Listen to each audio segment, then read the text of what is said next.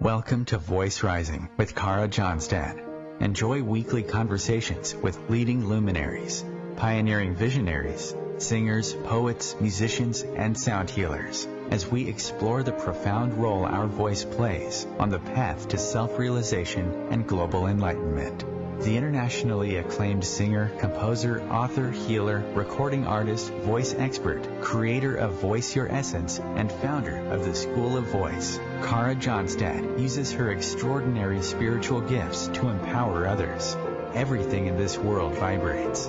Everything has a frequency. A pioneer in the field of voice work and transformational songwriting. Her breakthrough methods are helping thousands of people worldwide fine-tune their body-mind-spirit system and unlock the energetic frequencies of limitless creativity, health, and abundance.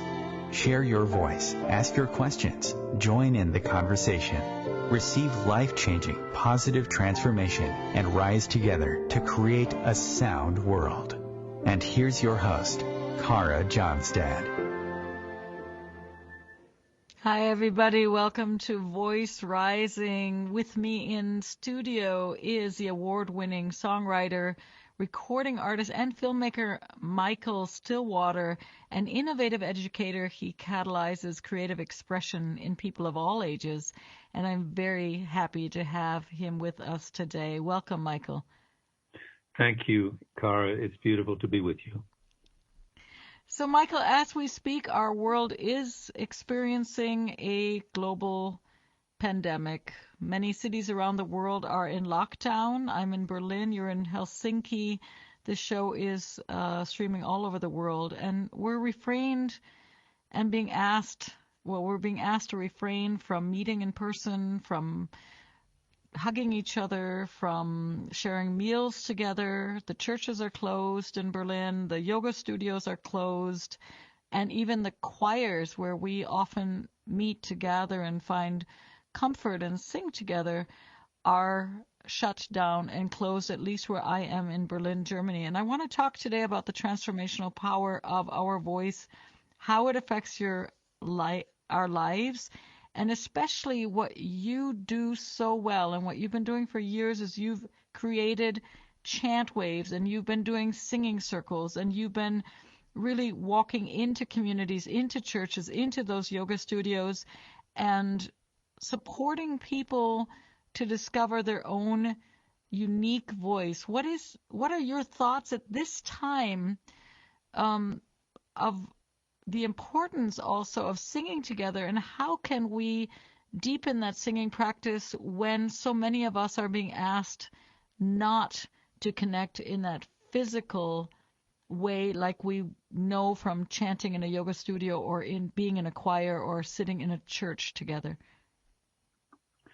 Well, it's a very strong question and a powerful question, and all I know is that even when this situation is not happening, that returning inward to be with one's own voice is a starting point for all of us to vibrate our voice. And if we have a space where we are living right now, wherever we are, that vibrates, that has a resonant tone in it, that is certainly a place to visit, so that we can begin to be in a way saturated with the sound of the voice. And as you very clearly described, it's not a time we can gather in large groups, but for families that are together, this would be a time, maybe we've never sung together as family. This would be a time to begin practicing. Mm-hmm. Yeah. I've had many people on the show and they talk about when they were, very young and they're normally a little bit older, that they remember still sitting and singing together. And I think, with our media, we have given up a little bit that power to others, to an industry maybe of entertainers, and forgotten sometimes how much joy we can have after dinner just to sit and sing together. So It's going to be wonderful to see if this time brings a renaissance in community singing and family singing. I think that's a great thought. You do chant waves. One of your offerings is that you write chants and that you create these community happenings called chant waves. And I just wanted to, reflect on that. Everyone is longing and yearning and thirsty to understand the mystery, and even the word devotion seems to rhyme with ocean. Let's play. Where does the deep flow of devotion and ocean merge? What does it feel like to be in front and almost like two shores, the audience and Michael Stillwater sitting on stage or being in that circle? You throw something out, they, I'm assuming, sing it back to you until it's one big oceanic experience.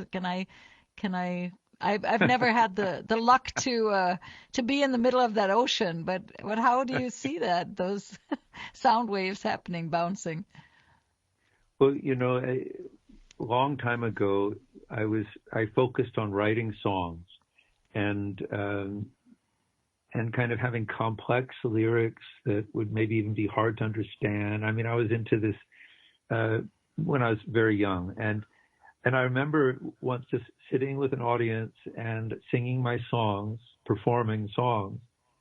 And then because I also was practicing yoga at the time, I remembered a yoga chant, and I shifted into that. And this is back in the 1975 or something like that. And just the experience of everyone joining in this simple song and having all of our voices together, and then people finding harmonies and singing these it's simple, but the words of this were of the heart, and they bring us back to the heart. And so in that, I realized, now this is much more fulfilling, actually, than having everyone be attentively listening to what I'm singing in my words, is to being with them and us being together. And actually in that ocean, as you called it, then I, as performer, I fall away into the experience of just we are one being singing. And that was at the beginning of that, and that's what I've been doing all these years since then, is inviting people into what I call an immersion, which is interesting because you use the watery word of ocean. So it is being immersed in the sound, in the song, and that's why chant, which I refer, people say, what's chant? And I say, well, one thing is it's not so much focused on many words. It's having a few words that repeat. And so you get your mind out of the focus on trying to remember words, and you come into the sound and into the heart and into this feeling of having your voice expressed. You can not sing if you want and just be immersed in all the other voices, but to add your voice, you are then resonating your own chamber, your own sound chamber in the midst of all these other voices. And so the name Chant Wave arose out of that experience for me. So was that your turning point? I mean, you're a songwriter, and did you start out as a songwriter or a filmmaker? You do so many wonderful things. You're also a photographer, and I'm assuming a writer. You have also produced and directed and done many documentary films. Did you start out as a songwriter? Are those your roots? Yeah, my roots, even more than songwriting, it began as guitarist. So guitar has been a central musical thread through my life. And then at the beginning, I would be playing guitar and singing the songs of the day back in the middle 60s. And there were so many great songs then to Mm-hmm. you remember it's, I mean, that was the time Yeah. of Yeah. so much music. And then very, very soon, just after some months of singing these other songs that were so beautiful, I just felt, well, wait, songs are in me. And so I began writing songs then and have never stopped. So, yeah, so songwriting and guitar has been a central part of my expression. And at the same time, there was visual arts and drawing. And so I was very much engaged in illustrating and drawing and all of that while engaged in music. And at the same time was the yoga and the meditation. So the question I had as I was growing up was, well, how does it all fit together? How does Mm-hmm. one be in this world with these different impulses and different desires of expression, and desire also of returning to the source or coming back through yoga to a meditative state? And how do we do that? How does it all come together? And so that was my yeah. question for a long time, and that my life has been the unfolding of how life responds to that question through me. So, you know, we all are finding our way of blending together the different aspects of our life and our passions, and you know, how do we do that? So how You dropped out now for a and I say second. finally, I mean there's no final, it continues to evolve. But it's with the music at the center, and with the songs about coming home to the heart and inviting others to resonate with them if they feel good with that. And then the next step always was inviting others to find their songs. So what is the song in you? And, you know, what does that sound like? So not so much as a singing teacher, I haven't been that, but more of a welcoming space for the creative process. So that's more of what my life has been about. Beautiful. An invitation, right? Um, yeah, there's a quote by Socrates, and you know it very well. To know thyself is the beginning of wisdom. It seems like when we sing, we can go into every single nook and cranny of our being, right? I mean, it seems I'm always fascinated that there is nothing that is left unrevealed if we really use this as a path. What is your experience? Does singing and chanting make us more compassionate beings because we really do dig a little bit deeper? We're a little bit more vulnerable. We can go into those tender moments, and we can also feel our resilience and our strength. I mean, you said that very beautifully. So it's all of that. It's also can be an opening, like an open door or channel to the mysteries of what lives inside of us, the mystery of our being, and how I refer to it as the great song, so that we all have to maybe to simplify it the way for my mind, I say we have the core song, our core song, which isn't necessarily one song, but it's that the uniqueness of my being and your being and how that expresses, but all of us, all of our unique beings and expression, that core song has a direct conduit, like to the spring, the well of the great song. And so the great song is what's underneath it all. And that has been a part of my life in the last 10 years, together with my wife, Doris, has been creating films to show, to reveal, to celebrate, to just be in that experience of what is the great song and how does it express and how can it express through you or through anyone. You do have a film out there, correct, called The Great Song, where you traveled around the world in search of exactly that.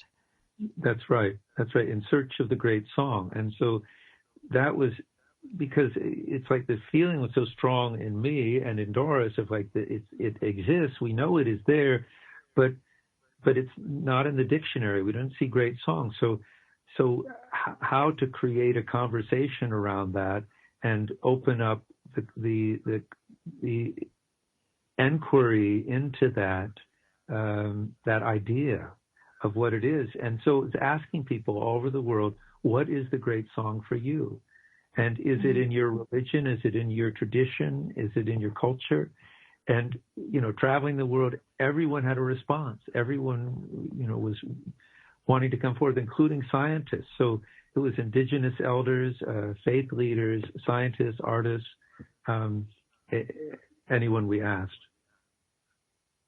What was the hardest obstacle that you faced when you made that decision to find the great song? Was there any kind of point where you were like, I don't know if this is going to work out, or I don't know if the song is going to basically break apart and fall on the floor? I mean, were there any struggles, or did it just all simply flow and fall into place? All the connections, all the meetings? Well, it actually, it did, but it had a life of its own. So, what happens with, I think for many of us, we will have an idea and start on the direction of it. And then, as you say, things come along in the way. But sometimes those things that come in the way, they're not just obstacles. They're actually opportunities for another way to look at it, another variation. And so what happened with this was the project began in 2009. So that was 11 years ago. And with the first travel, on purpose for this search, was to the Parliament of World Religions in Melbourne, Australia. This is it's an event that happens every 4 years, and there's I don't know if it's 8,000 representatives of religions and the indigenous peoples. And so I was just there asking people all over what it is. But what evolved out of this, I remember very clearly when Dora said, if we're doing this film on the great song, it needs to include music that touches us so deeply. And what would that be? And it came to both of us that this would be the music of Morten Lauridsen, who I don't know if you've heard of, but many people have not. And yet many people know his music. He's considered by many the greatest living choral composer. There's other great choral composers, but he's one of the most profound and respected all over the world. And so we contacted him, and he said yes to an interview. So in other words, the idea was just an interview, just some minutes with him and his music. And it was so powerful and profound. His words, the way he spoke, and then the music that he composes, that it on its own, it evolved into its own full feature documentary film that then had film festival awards and took years, in a way, you could say, as a detour from In Search of the Great Song. But it was absolutely, essentially part of the search of the great song. And it came to this man who's in touch with the great song and acknowledges that in the inside and shares it with, millions of people all over the world who listen to his music and sing his music in choirs.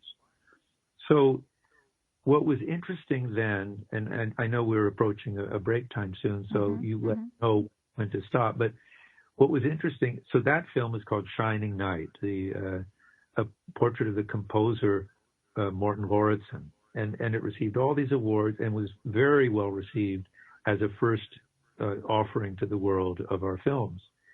And so it was after that then we said, well, it's time to do the next film, In Search of the Great Song, and that was then released in 2016. So after that, it was like, well, there's a third part of this series. There's a third film, and it's actually very personal. And we'll get to maybe talk about it more a little bit later, but it's the name of it is Beyond the Fear of Singing. Oh, beautiful. We're going to take a little station break and then be back with Michael Stillwater.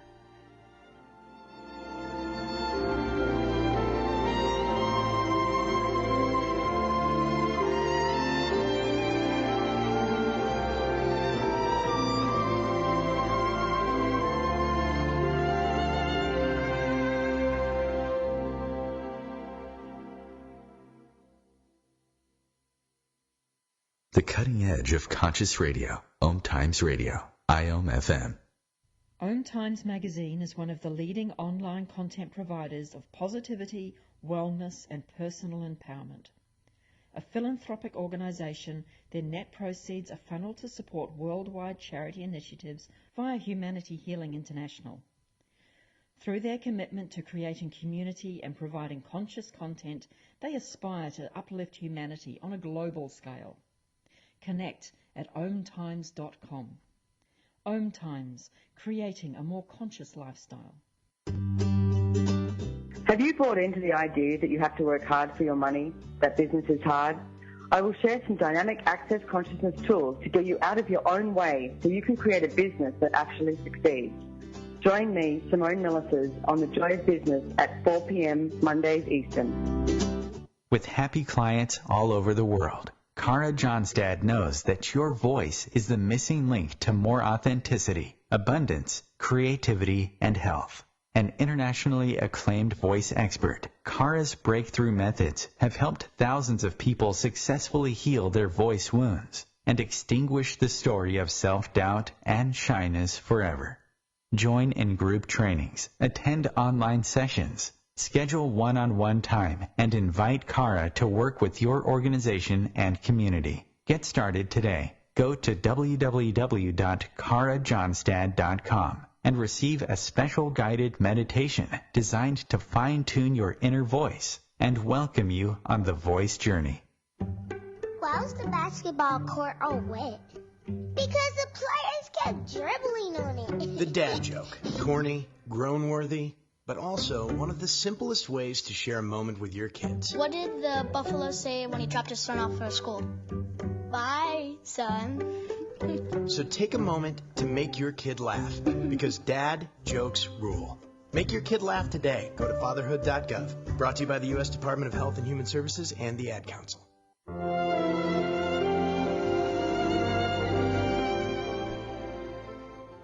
Welcome back to Voice Rising. I'm your host, Kara Johnstad, and with me in studio today is the singer-songwriter, filmmaker, educator, and photographer Michael Stillwater, and we just left off with the fear of singing.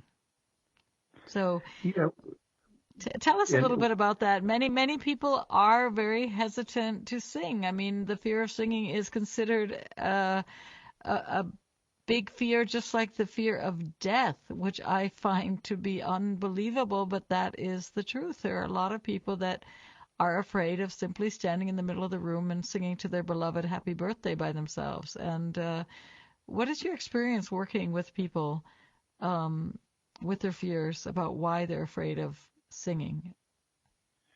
Well, it is exactly what you said. It touches the deepest core fear of being isolated and separated from others if our voice is not deemed acceptable.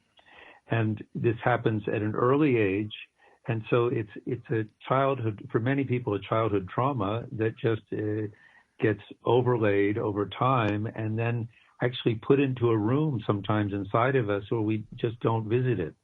And we figure it's for other people to sing and not for us.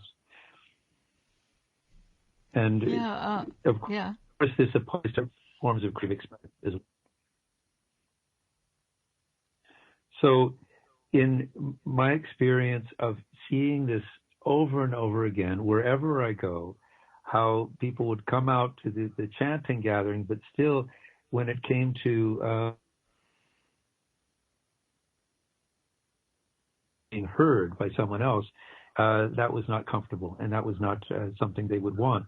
So part of this response I had was creating seminars called Song Sanctuary for creating, in a way, a safe zone for coming back to your in a way, it's really about loving yourself and through loving your voice.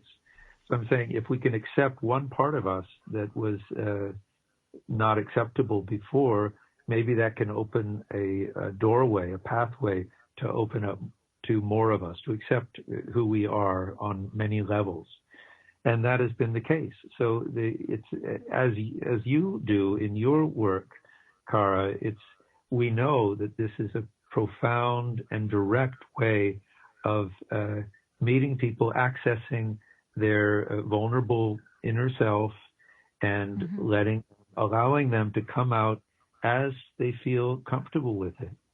So part of the reason for creating the film, Beyond the Fear of Singing, was to show both how universal these fears are, as well as this renaissance of coming out from people's cave into expression. And so the film shows this all over the world, what's happening, of the emerging of voice from this place of fear. Yeah, I always sense that when I work with clients, when they get their voice back, when they feel that I think we all know that place of an open voice. We remember that it's in our bones, somewhere it's in our memory. And when we experience that again, this freedom of expression and this beauty of sound, we just start coming alive, and so many things are integrated. And it touches me so deeply because it can happen so fast, where many people, spend years in therapy, and some people spend just one weekend connecting back to their own true voice, and suddenly they're like, everything's okay, everything's good, everything's fine. And yeah, it's really magical. Michael, I want to give our audience a taste of your voice and your music. I know that you have a vast amount of, repertoire out there, but I chose today the song Today I Choose. Would you like to say some words about the song that we're going to hear? Well, yes, if we're playing that song, it opens another conversation, and that is that the whole practice and path of spontaneous songmaking. And it's something that I have, as I mentioned, being a songwriter for years, would spend months to get a song just right, to put the word and the note together so it's exactly how I want it. And then it was one day with a friend who had some poetry, and just began singing her poems to her without taking any time, just spontaneously. I look at the words and I sing them. And it went on, and then we went to a party and everybody brought their poems to me, and I began singing their poems, and suddenly I thought, well, this is my new life, is singing people's poems. And then I turned to someone and said, you didn't bring a poem. What about your poem? And they said, I don't write poems. And I said, but there's a poem that lives inside you. And then I sang a song to them, which was the poem that I felt in them. And that was my first experience as an adult, because what I realized afterwards is that as children, we are all making up songs all the time. If you look around, little children are doing that until we see it strange or funny, or we get funny looks from people and we stop it. But what I realized is this is actually a kind of a hidden doorway back to a very tender and creative and alive part of us. And so for myself, I have been singing these spontaneous songs to people for many, many years and recording them.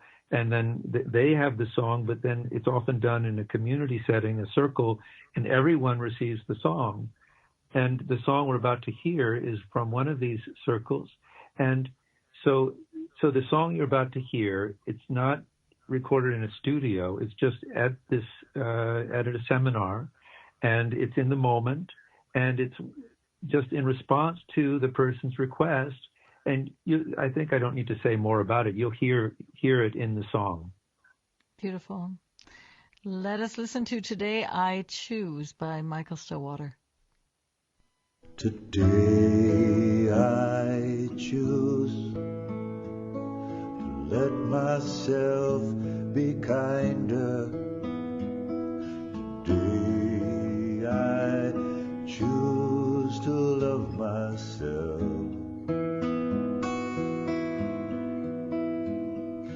Today I choose to let myself be kinder. Today I choose to love myself. Today I choose to let myself be kinder. Today I choose to love myself. Today I choose to let myself be kinder. Today I choose to love myself. Oh, I tried it the other way, but I found it didn't satisfy.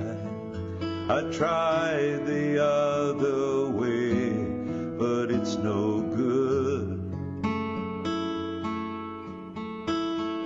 I tried the other way, but it left me feeling lonely. I tried the other way as long as I could. Today I choose to let myself be kinder. Today I choose to love myself. Today I choose to let myself be kinder. Today I choose to love myself. And as I do, my life gets better. Day by day it's a better weather. The sun is shining in my heart right now. As I do, things get better, and I can see that this very weather inside of me is brightening all the time.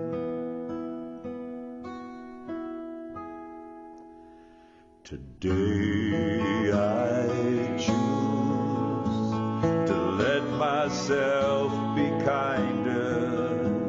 Today I choose to love myself. Today I choose to let myself be kinder. Today I choose to love myself. What would you like to share with us, Michael? Well, what I love to do is see what happens when people open to their inner song, when it comes out of, and Yes. And I love making song portraits for people, so I do that, when people want that, creating songs for them. But I love to see the process of coming free from the sense of not having a voice and not having a creativity, and coming forward with that. You've created this program that's called Song Sourcing, I believe, which helps other people unleash their own powerful voice and really honor the music that they have that's rattling inside their bones. And why what happens there? Do you already have tracks that are finished, or are you there with the guitar and they're singing on top of it, just like you are now inspired to maybe look in someone's eyes or see someone and feel and sense their story and just sing in that present moment? Are they also digging for their own stories and life stories and putting them into word and melody? Yes, absolutely. If you have a soundtrack that is very simple and harmonic, and it can fill the room, now we're talking about when we're in that kind of a setting. Mm-hmm. But speak for those who are listening now and not having large group gatherings at this time. It's something that actually you do for yourself. Put on a track. Now, I've created a series of tracks that are specifically designed for this. Of course, there's many other musics that could be used, but not all music works well for this practice, because it's to have it repeating, like a repeating harmonic pattern, really helps. And so if anyone is listening and is interested in trying that out, you can just listen to tracks, go to my website and listen to tracks and see if that's something that's good for you. But if you do, or maybe you're a musician and you can create your own tracks, it's the idea is to put it as a background and then pose a question to yourself that allows for a response. And so just on own to start singing of to a part of you, for instance, to a part of you that's afraid now, or from a part of you that's afraid, singing out to another part of you that's not afraid.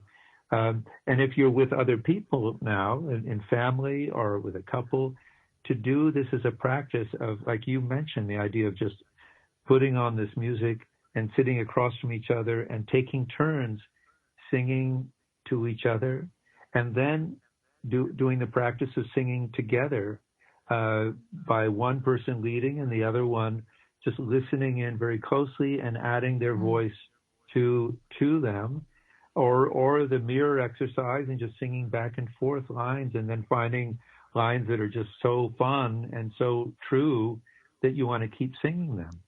So this is the kind of practice we do in our seminars, but it's absolutely something you can do on your own, and it's a fantastic tool also for bringing forth all of these little pieces that can be the building blocks for creating songs. New songs can emerge out of that. And it's a wonderful way to collect. If you begin to record what happens, then you have new segments or pieces of song, or little seeds of song come forth through that process. Beautiful. Beautiful. Michael, we're going to take a very, very short break. I love that idea, song sourcing. We're with Michael Stillwater, and we're going to be back in a few moments.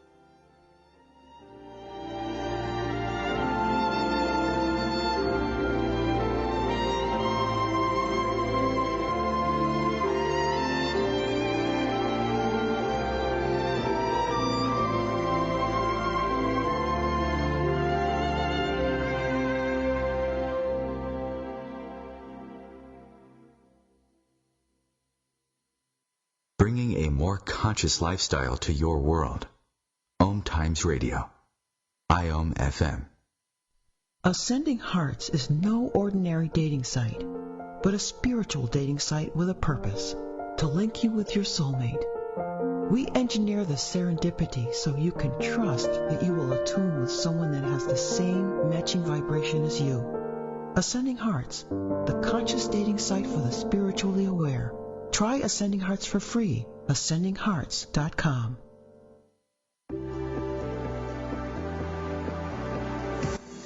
Hi, this is David Strickle. I'm excited to share my brand new show, The Stream of David Live, right here on OMTimes Radio. Each week I'll have exciting guests, and I'll channel the eternal wisdom of the stream, a group of non-physical entities whose teachings have transformed lives all over the world. So join us for an uplifting hour each Monday at 5 p.m. Eastern. That's The Stream of David Live, right here on OMTimes Radio.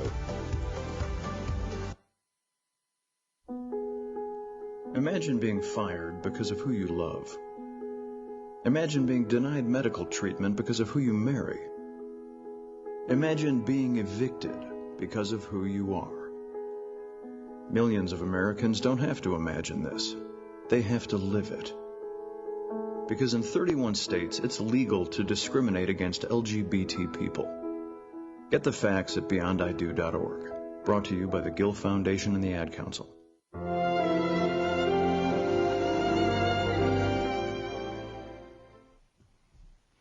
We are here back in the studio with Michael Stillwater, talking about transformational songwriting, talking about overcoming our fear of singing and how powerful it can be to connect our heart with our inner wisdom and bring it forth through our voice. Michael, when we talk, we show up. When we babble, we reveal our own idiosyncrasies and we're authentically vulnerable. And yet sometimes we also feel shaky to be rejected. You're talking about song sourcing, and I was really holding that picture in my mind's eye, how beautiful it would be at this time as the earth is in a space of deep reflection. Many, many people are at home with their beloveds, with their family, and just sitting across from each other or sitting in a circle. Or if one is alone, then, of course, sitting with their maybe a guitar or instrument or a singing bowl and posing a question and feeling that response. It is sacred. It feels, as if the songs are born from that kind of holy hush moment, that very still, quiet, reflective place. Where do you think songs are born after all your travels and after so many groups and teachings? Where is a song born? Why is a song born? Well, the song is born because it's what we are. I mean, that's what we are. And so it's like, if you think of it, the wave in the ocean, or from the river of song, we flow. We are alive in that vibration, as you know so well. And so how the song, the way it uniquely forms is always going to be an amazing composition or composite of all that we have in our lives, in our mind, in our heart, in our senses, and it weaves together into that song of that moment. But that song emerges itself is because this is what we are. What's one of the songs we sing is "We Are the Song." So that's what we are. Well, I mean, the science is coming more and more. It's becoming evident that we are literally not only made up so much of water that can be programmed, but literally every part of our brain lights up when we're singing, and all our cells are dancing. And I'm sure at this time there's nothing better to boost our immune systems and stay in flow than a singing practice. Exactly. And so it's you could say ironic, because so many of our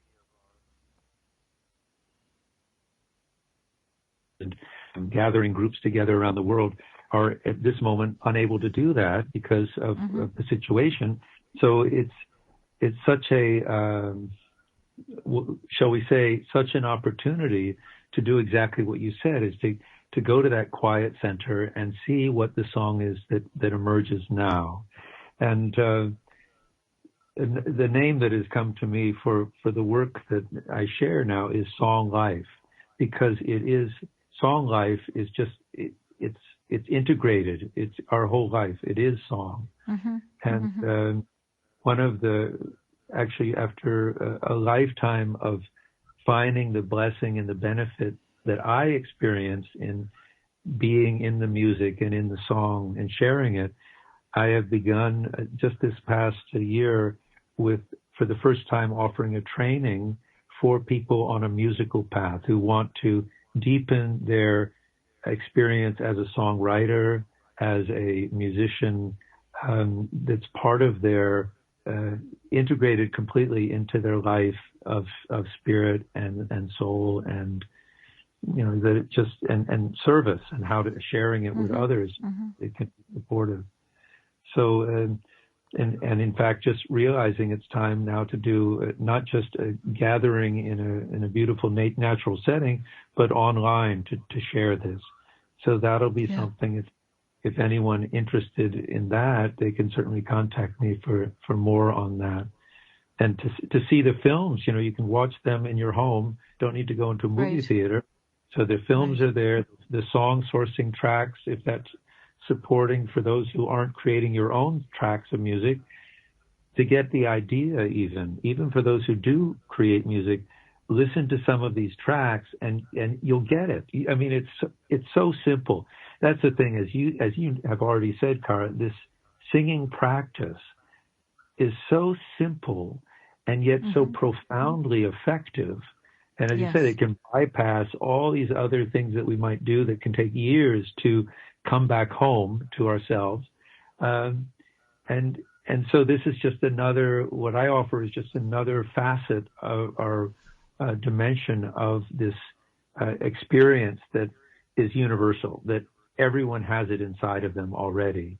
So this, this idea of having the tracks to support you, seeing a film that is just saying what you already know, but it's just done it's a beautiful reminder. I think, I've read many books where I'm like, oh, actually I know that, and yet it's so comforting to know that we know. I mean, number one, right? Just to sit and see films or read books and say, it's true.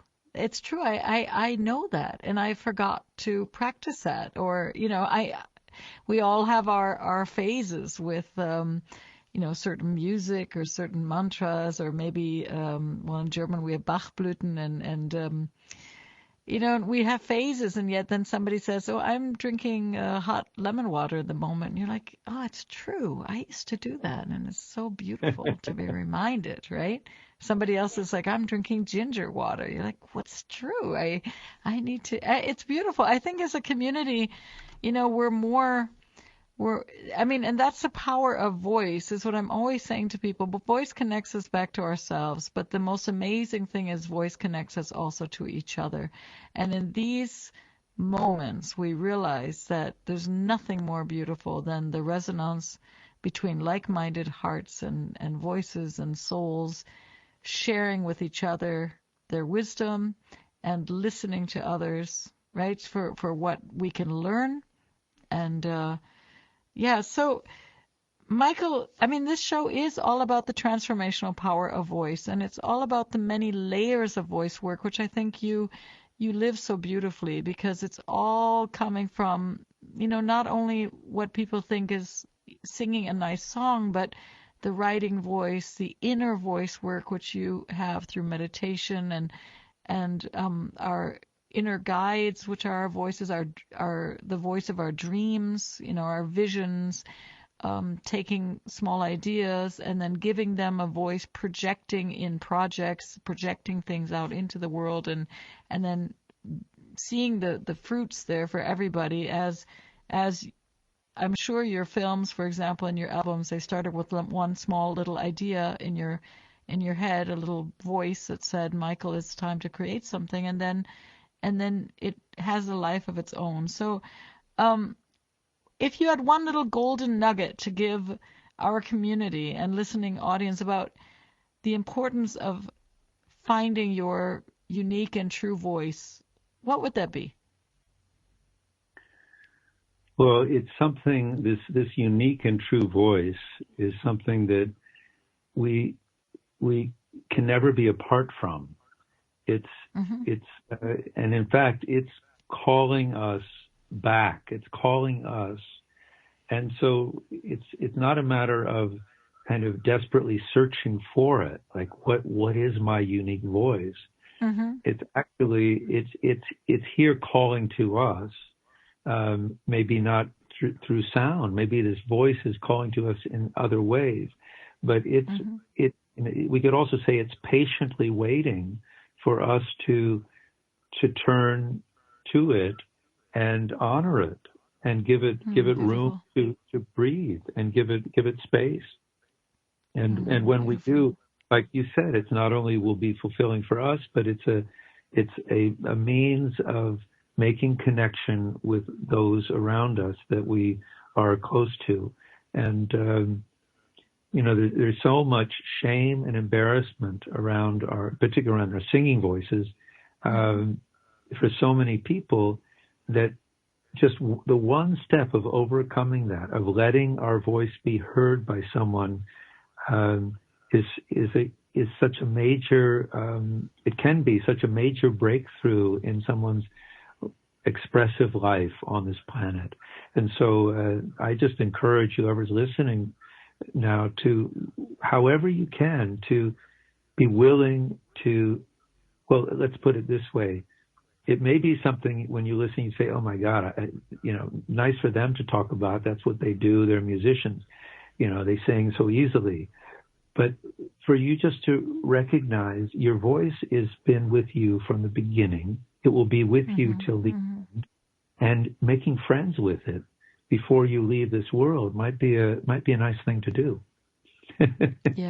Yeah. And everybody has a signature. I've started the practice of recording dear friends of mine, asking them great questions and recording them. And sometimes if they do pass to the other side, it's so magical to have that voice, because it's like handwriting. It's the same. It's just, it's from that person. And I think people forget that the voice lives on forever and ever and ever. You hear a voice. We have it with artists, but also our dear friends. We have that possibility now, which we didn't have 50 years ago, of every single person can record their voice on audio memo and send it and share their voice. It reminds me of a project that began 20 years ago, more than 20 years ago, to record the voices of great, beautiful souls, people who are spiritually very deep, like Ram Dass and Thich Nhat Hanh, Elizabeth Kubler-Ross. And we asked them the question, if you had a few moments with someone who was dying, what would you say? And we recorded these voices, many voices, and then set them to music like a soundtrack of a film. And that became a piece called Graceful Passages that is still available now. It's the music of Gary Malkin, who is a film composer, and with the voices of people, Thich Nhat Hanh and Rabbi Zalman Schachter, and people from all different faiths, and where the voice is not only speaking to us about dying, the voices are speaking to us about living, about being present in the moment and opening the heart. And so that is exactly the space to be in right now. And what do you think? We are in a pandemic where many people are afraid, and yet many people that I know, they sense this time of reflection, this time that perhaps the earth needs, that it's going to, not only will it pass, but there's something very powerful and magical that is happening in the earth being able to regenerate, people connecting back to what is important for them, maybe becoming aware also of their own mortality and that time is precious and beautiful. And do you think that using our voice we can change the narrative, use our voice not only to sing, but maybe to be more conscious of which words we are putting out there during this time? That's beautiful. That's beautiful what you say. I'm reminded that one of the interviews in Search of the Great Song was the great cellist Michael Fitzpatrick. And in the interview, he is the planet very deeply at different times. I mean, it's always there, but it really touches the planet. And he was saying in the 60s, the great song came through in such a powerful way, and we felt that. He says, and the whole world, and this was spoken some years ago, he says, the whole world is waiting for the great song to express, to hit the planet again. And we don't know what it'll sound like. But I'm feeling that what you just said is connected to this, that during this time, that the great song has been waiting to be heard, and everybody's so busy in our, we're also busy in our minds doing, and now is an opportunity, when we take the moment away from being fearful about it, to listen in to what is the great song saying to us, singing to us right now. Yeah. Yeah. What are the trees saying? What is the ocean saying? And the amazing thing is, in all this, in all this pain, people are leaving their windows open so that you hear the singing. People are going to the balconies, at least in Berlin, 6 p.m. People are walking to the balconies. In Italy, people are going out onto the balconies, singing together, singing for each other, creating music together. It's incredibly moving. That's right. And the canals of Venice are clearing, and the fish are there, and the dolphins are coming in. I mean, and the sky without the planes, there's not this soot coming down on us. I mean, there are things happening that's not what's in the newspaper. It's more about the difficulties in the economy and the suffering. Yes. It's all happening. Yes. But good things are happening too. Good things are happening. Let's keep the vibrations very high, and as I like to say, shift harm to harmony through singing, through our voice. Michael Stillwater, it was great that you're with us. Everybody out there, check out his work. Innerharmony, I believe, .com. Yeah, so songlife.org also goes right to the movies. So. Great. Songlife.org. Watch his movies, connect with him, support his work. He's doing great things for humanity. And I thank you, Michael, so much for being with me on the show today. Thank you, Cara.